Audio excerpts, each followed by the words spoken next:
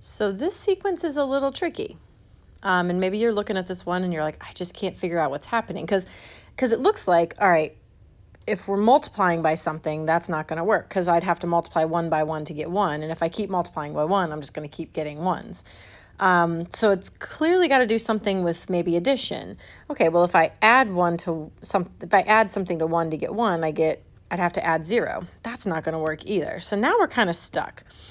Sometimes with sequences, you have to look at more than just one term at a time. Sometimes with sequences, you have to look at what's happening with maybe 2 terms at a time. So by that, I mean, what would happen if we added these 2 terms together? Well, that's going to give us 2. Okay, 1 plus 1 gives us 2. Well, now let's think about what would happen if I add 1 plus 2 together. Well, that will give us 3. All right, let's try another one here. What happens if I add 2 plus 3 together? That's going to give us 5. And you can start to see what this pattern is that's taking place here. So then what if I add 3 plus 5 together? I'm going to get 8. So our sequence is formed by adding the previous 2 terms together. So let's continue this pattern.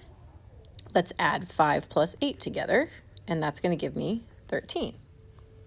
And then we'll do 8 plus 13 to get 21. And then we'll do 13 plus 21 together to get 34.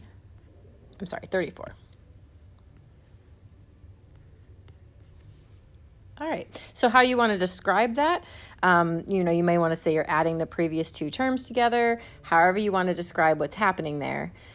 Next 3 terms in the sequence then are 13, 21, and 34. So I'll write those in my table as well. And then we'll go ahead and graph those. So we have the point 7, 13.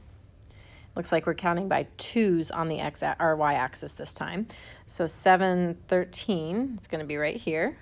8, 21, and then 9, 34.